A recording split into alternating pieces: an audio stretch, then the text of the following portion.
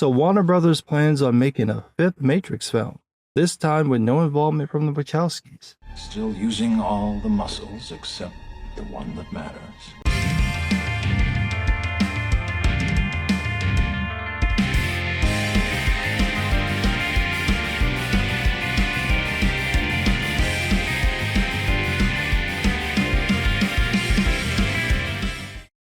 The Hollywood Reporter broke the news that Warner Brothers will make another Matrix film, even though The Matrix Resurrections bombed at the theaters and with audiences.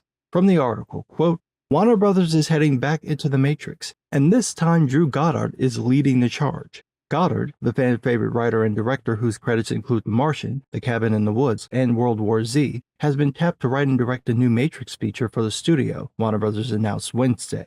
This will be the first Matrix film to not directly involve creators Lana and Lily Wachowski, though Lana Wachowski will act as an executive producer on the new installment. Well then, I don't want it.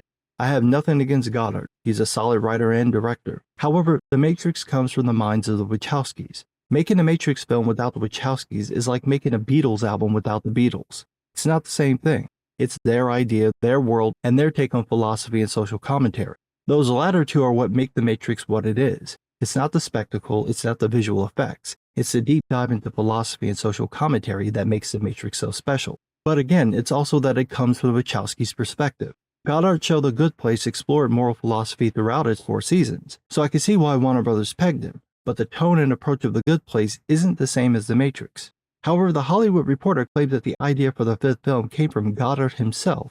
Quote, Drew came to Warner Brothers with a new idea that we all believe would be an incredible way to continue the Matrix world, both by honoring what Lana and Lily began over 25 years ago and offering a unique perspective based on his own love of the series and characters, said Warner Brothers Motion Pictures President of Production Jesse Ehrman in a statement. The entire team at Warner Brothers Discovery is thrilled for Drew to be making his new Matrix film, adding his vision to the cinematic canon the Wachowskis spent a quarter of a century building here at the studio.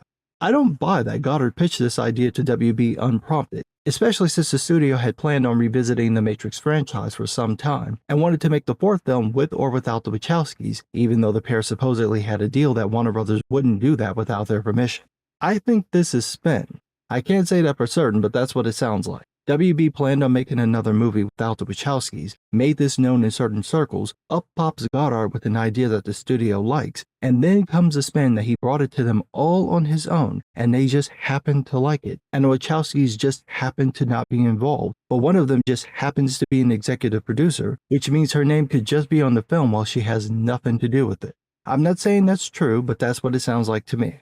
Goddard's take might be good, but I always find it a troubling sign when the studio doesn't want the creator of something involved in a remake, reboot, or sequel. That usually means that this is more of a money grab than someone having a great idea for a new film. There's plenty to delve into with The Matrix. Much of that world was left unexplored, but what makes the world interesting and unique is that it comes from the minds of the Wachowskis. Without their input, it's really not The Matrix, just someone else's take on The Matrix. I know some people don't care about that. They just want more stories from that world. But I do care. Maybe it's the fan in me or the creator in me or both, but it matters to me who tells the story. It's like music. Anyone can play a song, but no one can play that song the way Prince would play it. So if you're going to do a Prince album, Prince should be involved. If he's not involved, say because he passed away, then the album really isn't a Prince album.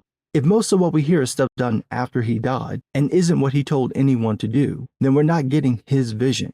It could still be good, but it's not what he would have done, and that's the opposite of why we listen to his albums. We want to hear his take on the concept. The same goes for films. When someone writes or directs a movie, we get their take on the idea.